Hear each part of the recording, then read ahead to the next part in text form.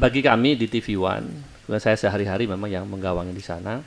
Peristiwa hari Minggu itu memperkuat apa yang selama ini selalu saya pesankan pada teman-teman di dalam rapat, bahwa yang namanya peristiwa besar, yang namanya musibah, yang namanya suatu kejutan tidak pernah terjadi di hari kita sedang siaga. Terjadinya justru di hari sedang kita lengah. Waktu saya masih di Liputan 6 SCTV, waktu itu tanggal 26 Desember tahun 2004, tsunami, harinya Sabtu. Lalu ketika saya pergi ke Bali, harinya Minggu, jatuhlah itu kalau salah Lion Air sebelum mencapai landasan. Tanggal 28 kemarin, harinya Minggu pagi, menjelang tahun baru atau setelah orang lagi atau sedang libur Natal, yang teman-teman yang beragama Nasrani. Kalau Mas Tommy ke Jogja, saya pulang kampung, Mas Tommy ke Malang. Nah, tapi saya berangkatnya tanggal 25. Sehingga liburan saya terus saja terganggu, Mas Hadi. Jadi persis seperti saya waktu ke Bali itu, tiba-tiba saya harus bertugas sebagai reporter di situ untuk mengabarkan Lion Air jatuh. Dan pada hari Minggu kemarin, ya saya terpaksa dari Malang pindah ke Sidoarjo, karena disitulah base-nya. Jadi catatan kami di TV One bahwa pada hari Sabtu dan Minggu adalah hari paling perlu kesiagaan. Dari banyak kasus, kita bisa bicara nanti bagaimana gempa Sumatera Barat, gempa Yogyakarta yang pertama itu harinya Selasa, tapi yang berikutnya harinya Sabtu. Gempa Jawa Barat kalau nggak salah harinya menjelang hari libur. Ya, kecuali yang Padang itu ketika harinya kalau misalnya Kamis, kita itu kan apa yang sekolah anak-anak lagi apa namanya kejatuhan gedung ketika lagi les itu ya. Betapa kemudian kesibukan itu menjadi luar biasa. Hari itu menjadi lupa bahwa itu hari akhir tahun. Ada sejumlah orang yang sedang cuti, tenaga lagi kurang, orang pun konsentrasinya sudah tanggal 31 Desember di saat kembang api itu bertebaran di angkasa. Jadi inilah sulitnya mengumpulkan tenaga, mengumpulkan tim. Yang kadang-kadang kemudian jatuhnya adalah tim itu belum tentu yang standar paling atas yang ada di kantor.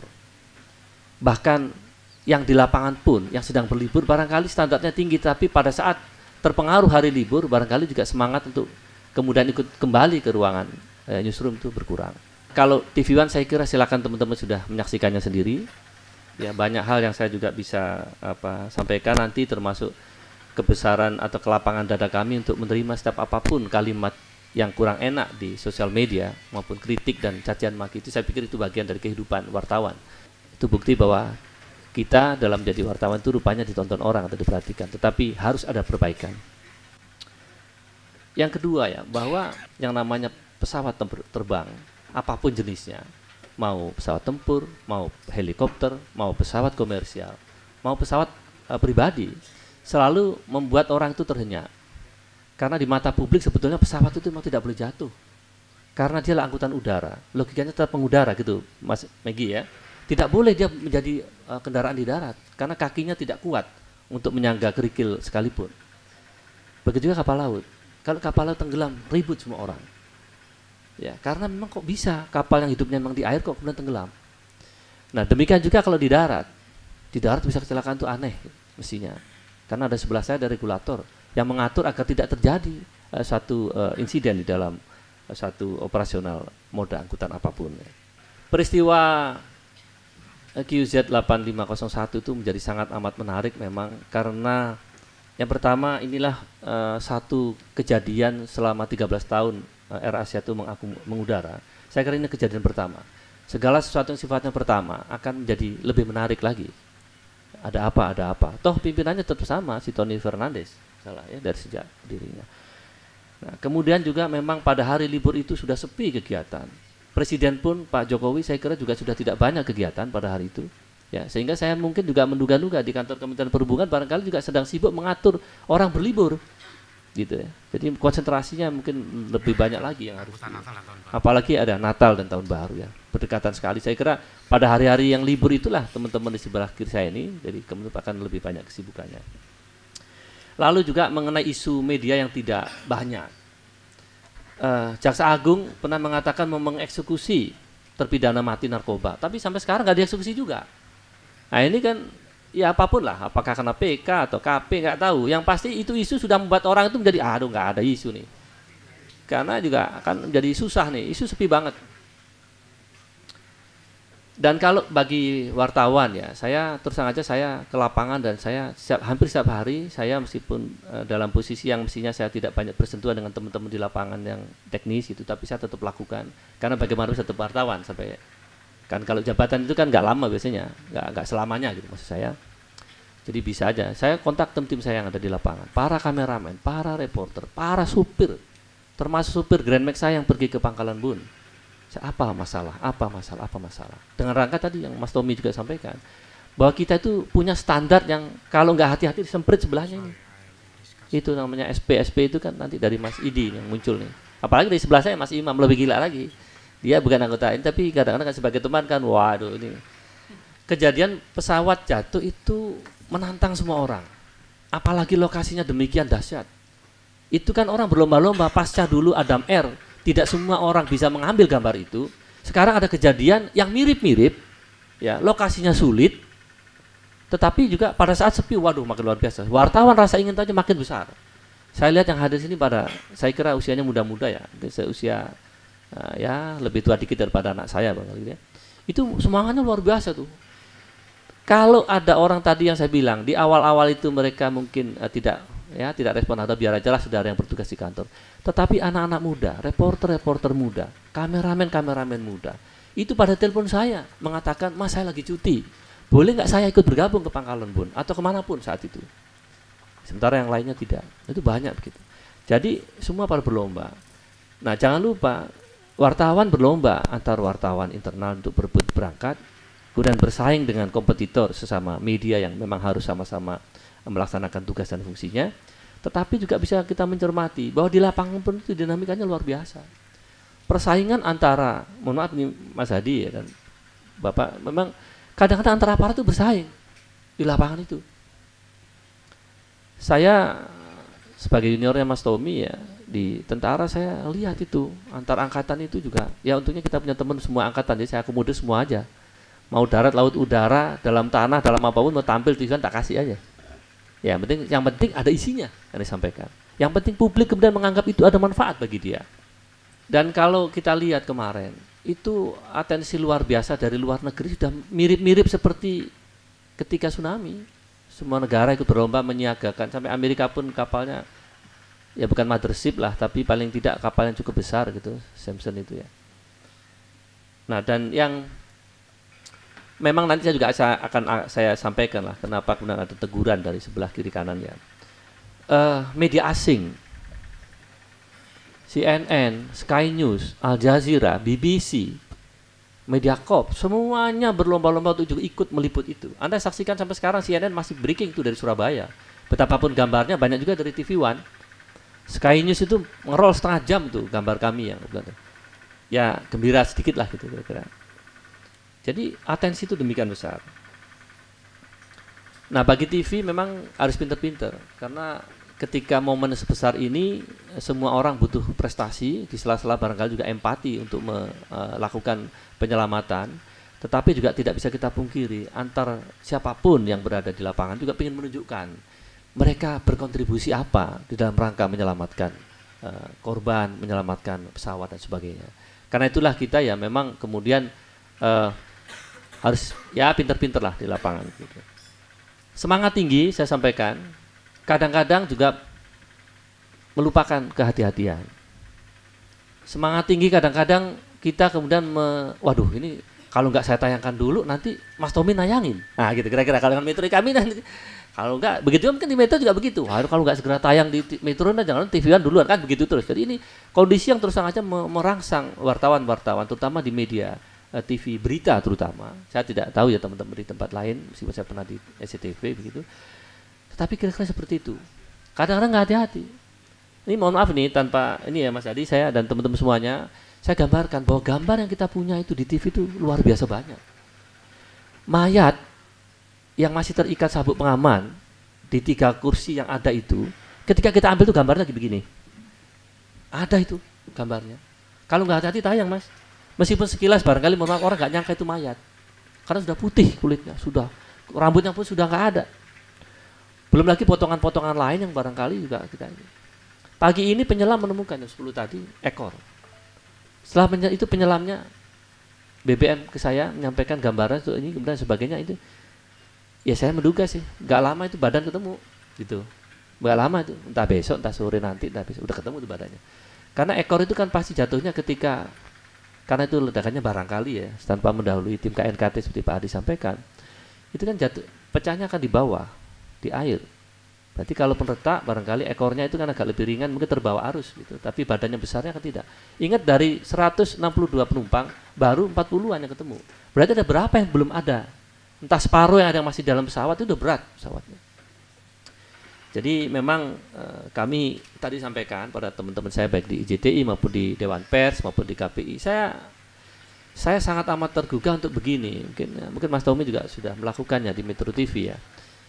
Saya mintalah dari Dewan Pers, KPI itu, IJTI itu, saya undang ke kantor saya, ke TV One. Kita jadwalkan, saya pingin mereka-mereka yang menjagain supaya marwah siaran tetap sebagaimana keharusan, kepatutan, untuk ikut mendidik adik-adik saya, tim saya itu. Dimana bayangkan reporter TV, radio, koran, apapun mau .com, itu perputarannya demikian cepat. Standar kemampuan bisa jadi tidak merata.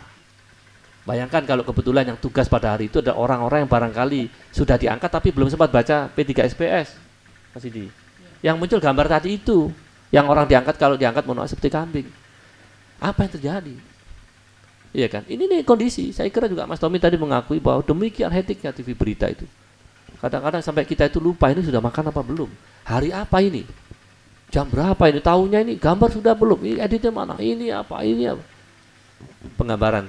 Ya itu hanya contoh yang saya sampaikan di tempat saya karena saya tidak tahu tempat lain. Bukan berarti tempat saya lebih hebat dari siapapun, enggak.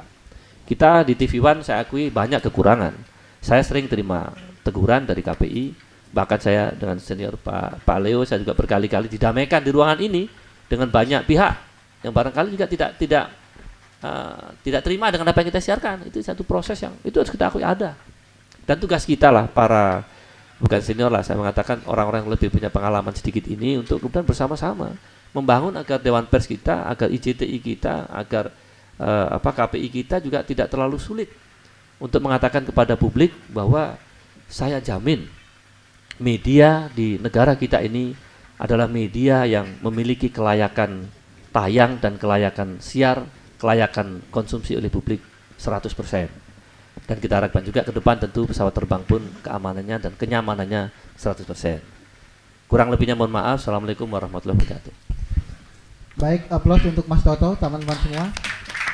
Terima kasih Mas Toto yang sudah memberikan sedikit gambaran tapi mungkin belum terlalu komprehensif. Mas Toto, mungkin ada yang satu pertanyaan yang ingin saya tanyakan. Itu sempat muncul gambar yang saya kira frame-nya agak panjang kemudian telanjang. Apakah itu saya yakin itu bukan faktor kesengajaan. Apakah memang itu under kontrol kebijaksanaan dari newsroom atau di luar kontrol kebijaksanaan newsroom? Ketika gambar itu tayang saya nggak nonton. Terus terang saja, saya sedang di Sidoarjo dan saya kaget, loh kok ada gambar begini. Itulah tadi saya sebut dengan semangat tinggi kadang-kadang melupakan kehati-hatian. Itu saya akui itu kurang hati-hati tim saya. Tim saya itu tanggung jawab saya bertanggung jawab. Tetapi itulah yang memang ke depan harus berhati-hati betul. Bagi saya, bagi TV One, sudah jadi kebijakan kita, mengakui kesalahan adalah sebuah jiwa besar. Tetapi perbaikan atas kesalahan itu menjadi luar biasa. Jadi itu saya katakan apapun alasannya, Mas Yadi, yaitu kesalahan saya lah, kesalahan TV One lah gitu ya. Kan publik udah konsumsi. Meskipun saya termasuk yang tidak setuju bahwa gara-gara TV One mampilin mayat itu kemudian orang pingsan. Bagaimana orang pingsan itu sudah pingsan sebelum orang itu bahwa ini udah ketemu bener jatuh. Itu yang buat orang pingsan, bukan gambar ini ada mayat, enggak. Karena mayat itu hanya salah satu unsur dari jatuhnya pesawat tadi. Di mata publik, di mata para korban dan keluarganya, ketika pesawat lost contact itu apa yang diharapkan? Bukan informasi tentang mayatnya ada apa enggak, tetapi mudah-mudahan pesawat itu mendarat dengan selamat apapun kondisinya. Yang membuat pingsan itu bahwa benar pesawatnya jatuh, Pak. Bukan gara-gara mayat yang gambarnya di TV One lalu justru kadang-kadang ini pemahaman yang kita mesti pahami. Di balik sekian orang barangkali yang mengatakan itu membuat begana begini, tetapi kita juga terima ribuan orang yang berterima kasih bahwa benar itu ternyata pesawat itu tidak ada lagi. Jadi mereka tidak perlu lagi berharap bahwa pesawat itu merayap di dalam pulau yang barangkali tak berpenghuni atau berada di dasar laut yang barangkali tanpa ada udara itu dengan tetap bisa bernafas. Jadi seperti itu saya kira.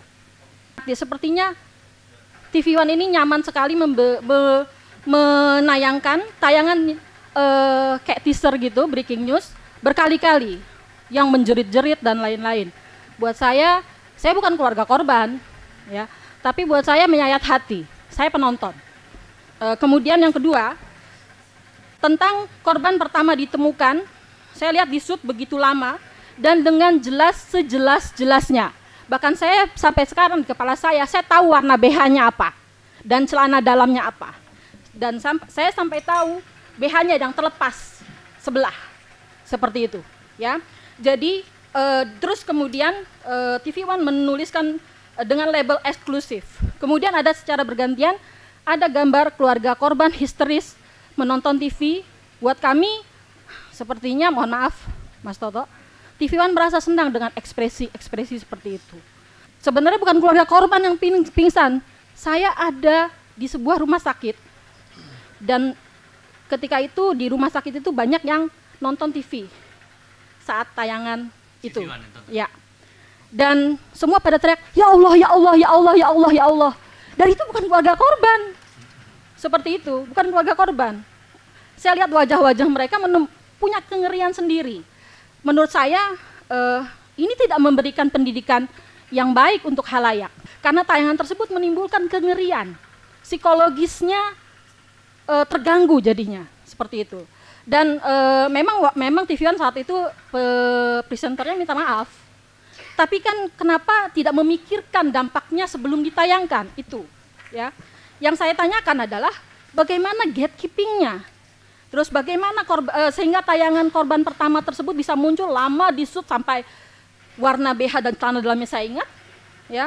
Kemudian tadi juga Mas Toto mengatakan minta diajarkan, seperti itu, minta diajarkan tentang, maksudnya ada pelatihan-pelatihan untuk jurnalis gitu ya. Bukankah ada kode etik?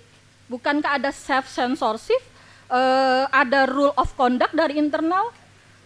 Itu ada di mana ya? Ada beberapa faktor. Agen, artinya agensi, wartawan sebagai individu juga problem struktural. Saya akan bicara dalam dua hal, cuman saya ingin bicara bahwa persoalan pemberitaan yang buruk, pemberitaan yang biadab, bukan karena itu punya dampak. Jadi, kalaupun tidak ada yang pingsan dalam menampilkan mayat, itu bukan berarti tayangan itu bisa kita terima. Karena apapun itu tidak perlu dampak, kita bisa secara akal sehat menyatakan, menyimpulkan bahwa itu sebuah pemberitaan yang biadab.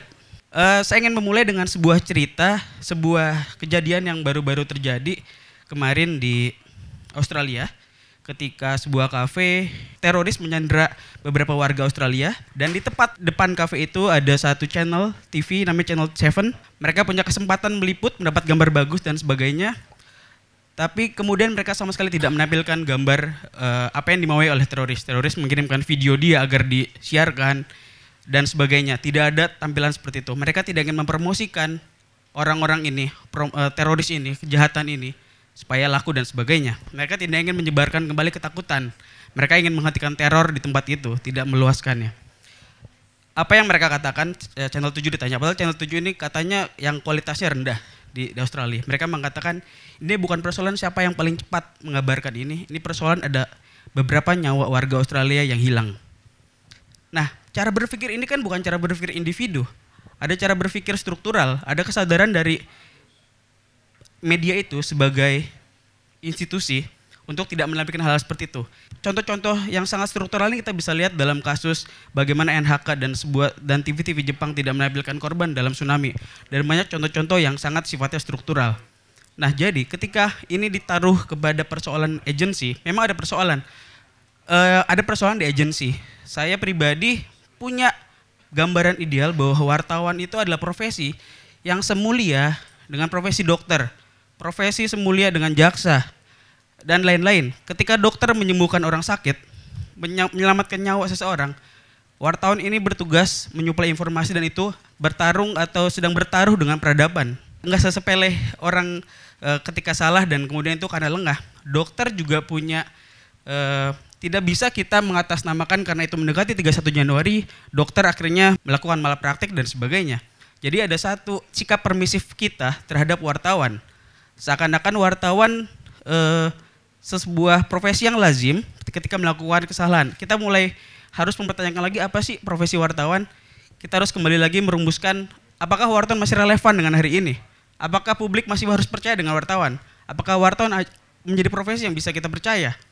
Jadi kembalikan lagi definisi atau fungsi wartawan dalam profesi yang sesungguhnya. Kalau kita bicara tadi, seakan-akan tidak ada siapa yang paling bertanggung jawab dalam hal-hal seperti ini. TV menyalahkan wartawan yang masih muda, wartawan yang tidak punya kemampuan mendekati hari raya, mendekati hari libur dan sebagainya. Tapi kemudian juga karena Dewan Pers atau KPI dong yang memberikan masukan. Nah ini kan problem juga ketika akhirnya tidak pernah ditemukan siapa yang bertanggung jawab terhadap peristiwa ini. Kita sadar bahwa ini peristiwa yang menjadi tanggung jawab sosial, tanggung jawab bersama. Tapi bahwa kita harus menentukan siapa-siapa aktor bertanggung jawab itu yang paling penting. Dalam kasus ini media secara struktural bertanggung jawab terhadap kasus ini. Dengan kata lain, jangan sampai penyelesaian hal-hal seperti ini bersifat kekeluargaan. Konsekuensi hukumnya ada. Di mana KPI misalnya dan Dewan Pers harus paling depan menerapkan peraturan-peraturan mereka. Saya selama ini kalau melihat misalkan KPI cukup puas dengan hanya memberikan sanksi-sanksi, tapi tidak mengubah tindakan, itu sepertinya ada yang salah. Jadi saya pikir di luar keterbatasan KPI yang sekarang, yang memang kewenangannya dibatasi oleh undang-undang dan sebagainya, KPI harus bertindak lebih progresif daripada keterbatasannya. Keterbatasannya tidak bisa dijadikan alibi untuk tidak bertindak progresif. Itu aja, terima kasih. Bisnis pers itu pada hakikatnya ialah bisnis public trust. Pemenang pertandingan pada akhirnya yang memiliki public trust. Kalau itu dilanggar, itu artinya on the way kegagalan. Dalam kaitan ini, izinkan saya menyampaikan bahwa ada pelanggaran repetitif. Dalam peristiwa demonstrasi mahasiswa Cendrawasih Papua, 3 orang Brimob terkepung, diinjak-injak sampai mati. Itu saya sendiri tonton di televisi. Dewan Pers bilang itu melanggar pasal 2. Berlanjut lagi Adam Air. Ya. Ada pula media yang berani membuat apa? Rekaman palsu, seolah-olah dia menemukan apa? Saat-saat Adam Air mau terjun bebas ke laut, pilotnya gemetar dan mengucapkan apa mengenai Tuhan, padahal itu palsu. Itu juga membangkitkan trauma. Dewan Pers ingatkan itu melanggar kode etik. Kemudian ketika teroris pasang bom di buku, lalu perwira polisi mencoba menyelamatkan tangannya luka berdarah-darah. Ada juga media yang memuat itu, padahal itu melanggar. Dewan Pers ingatkan lagi. Kemudian ketika terjadi peristiwa Priok, ya polisi Pamong Praja dengan komunitas agama, maka komunitas agama itu marah, menginjak-injak polisi Pamong Praja, diinjak-injak begitu. Itu sepertinya wartawan televisi itu menikmati begitu ya. Dan itu kan melanggar begitu ya. Nah, ini saya kira perlu tidak diulangi lagi. Kalau pers abal-abal yang melakukannya itu understandable begitu ya. Tapi yang melakukan itu media yang berkualitas begitu. Itu yang saya sangat sedihkan. Dan untuk mengatasi ini barangkali perlu media kita ini mau juga mengingatkan rakyat. Kalau Anda seperti dikatakan pembicara tadi merasa media merugikan, melanggar kode etik, sudilah mengadu ke Dewan Pers. Pasti kita sikapi. Dan Dewan Pers itu semangatnya ialah hanya menjewer, tidak meng-KHP-kan. Dia melindungi. Tapi yang mengadu, ini tidak ada yang mengadu ini. Pelanggaran-pelanggaran waktu pemilu, hanya 1-2 yang diadukan. Pelanggaran kemarin ini juga belum ada pengaduan. Itu yang satu. Yang kedua, dalam masalah Asia ini juga terjadi suatu paradoks Indonesia begitu. Paradoks itu si pilot sangat marah kepada Menteri Yonan. Karena Menteri Yonan kena marah besar terhadap pilot, menyalahkan pilot. Lalu Menteri menjawab, rasanya saya tidak pernah marah besar kepada pilot dalam pertemuan itu. Kemudian seorang wartawan terpanggil menulis dalam pertemuan Menteri dengan Air Asia. Hanya 2 wartawan di situ. Dan sepertinya kami 2 wartawan melihat tidak ada marah besar terhadap pilot. Jadi artinya pilot itu sebenarnya sesat. Kenapa sesat? Sumber informasinya ialah rumor begitu. Rumor. Kemudian lebih sesat lagi media-media sosial yang menyebarkan luaskan berita itu begitu ya. Jadi kalau media itu diadukan ke Dewan Pers, pasti pertama berita menyesatkan itu salah. Kenapa salah? Karena sumbernya tidak kredibel. Baca pasal 2. Yang kedua, tidak ada panggung untuk yang dirugikan. Tidak ada pertanyaan kepada Jonan, apa benar itu informasi. Jadi melanggar begitu. Tapi tidak ada yang mengadu. Cilakanya di Indonesia ini, karena tidak ada pengaduan, maka tidak ada pelanggaran. Nanti bulan depan kita ketemu lagi kasus yang sama, suara yang sama, and the business goes as usual. Padahal Dewan Pers kerjasama dengan KPI mengingatkan, ada baiknya diingatkan. Apa kata Bill Kovac? Bill Kovac mengatakan pertama, kewajiban pertama jurnalisme adalah kepada kebenaran. Kebenaran. Yang kedua, loyalitas pertama jurnalisme ialah kepada warga. Kepada warga. Bukan kepada toke, pemilik, atau dan sebagainya, rating begitu ya. Kepada warga. Jadi tolong ini saya kira beberapa catatan yang sebenarnya dari dulu Anda sudah tahu, cuma dalam rangka kompetisi meningkatkan rating ini ternyata dilupakan. Karena kadang-kadang dalam kompetisi itu berlaku Pancasila pertama, keuangan yang maha kuasa begitu. Dan itu tentu salah. Terima kasih. Pak Leo mengatakan bahwa trust itu kepada pemirsanya, kepada konsumennya, kepada warganya. Hukuman kepada media itu sebetulnya adalah tadi itu. Apabila saya dulu gini, ketika membangun TV One, ya, saya sampaikan kepada teman-teman bahwa apabila Anda hari ini membangun kehebatan untuk TV One, tidak bisa hanya Anda mengandalkan satu momentum dan Anda luar biasa di situ. Tetapi harus Anda bangun sedikit demi sedikit dalam setiap momentum itu sebuah kepercayaan. Artinya apa? Kondisi sebaliknya berlaku. Kita itu ibaratnya punya ATM. TV One punya kepercayaan publik yang besar sekali. Buktinya saya nggak tahu kok pada nonton TV One tuh ya. Padahal saya berharap waktu itu nggak ada yang nonton TV One. Sebetulnya kalau boleh loh, saya kan juga lapangan.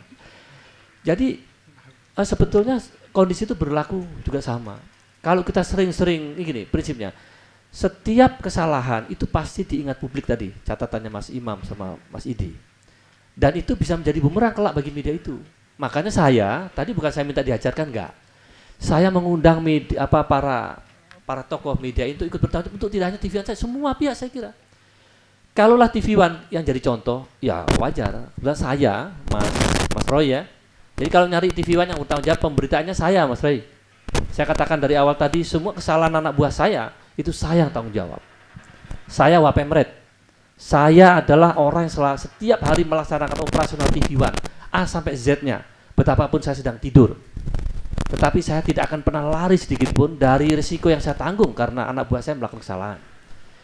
Yang saya tanggung apa misalnya? Ya tadi saya minta, saya juga butuh tuh orang-orang senior saya itu ikut membantu saya. Karena saya tidak bisa semua. Gini, anggota saya di kantor itu 700-an. Ya, dengan tingkat pemahamannya tidak semuanya seperti kita. Karena saya undang Pak Leo, saya sesukakan saya undang beliau. Bahkan beliau pernah ngajarin juga tempat saya kalau nggak salah. Tetapi kadang-kadang beliau juga guru kan. Kadang guru itu sampai kesel, muridnya ini diajarin nggak pinter-pinter. Tetapi kalau cari kesalahan pasti banyak. Dan saya, Mas Roy sekali lagi, saya Mas yang tanggung jawab Mas di TV One Mas. Pemret saya Pak Karni, tapi karena saya seharian melaksanakan tentu saya tanggung jawab. Minimal internal saya tanggung jawab.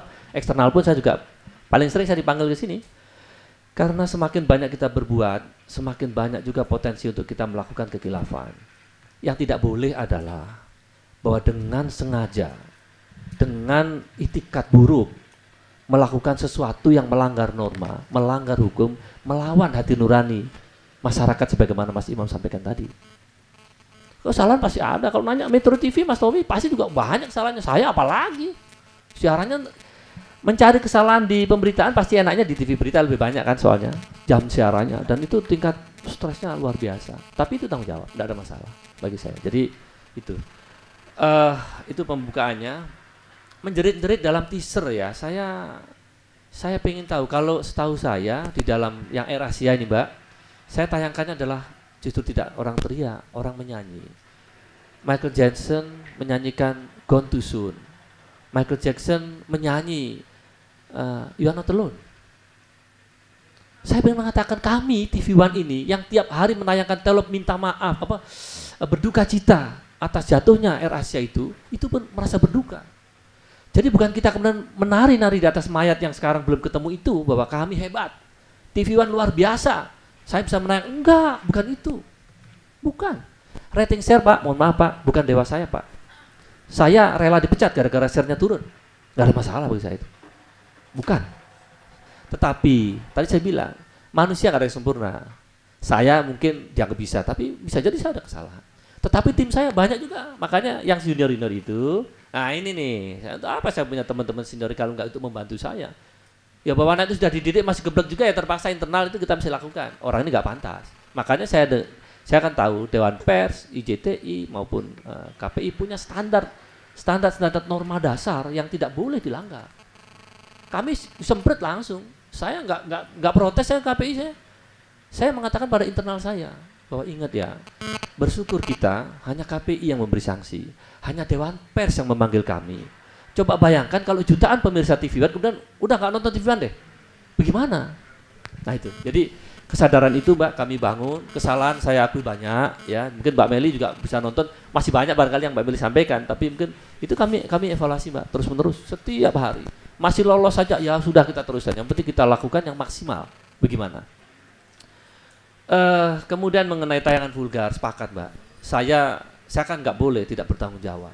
Setiap tayangan yang ada di TV yang di pemberitaan itu, ya siapapun yang melakukan kesalahannya, saya tanggung jawab, saya ditunjuk di situ. Pasti, saya nggak mungkin, oh ini anak buah saya reporter bodoh. Kalau reporter bodoh, saya lebih bodoh, saya gurunya. Produser saya bodoh, saya lebih bodoh, berarti saya nggak ngajarin dia, kan begitu. Jadi upaya itu berlaku saya kira tidak hanya di Metro TV atau di TV One ya. Di hampir semua media kondisi itu sebetulnya juga kita hadapi.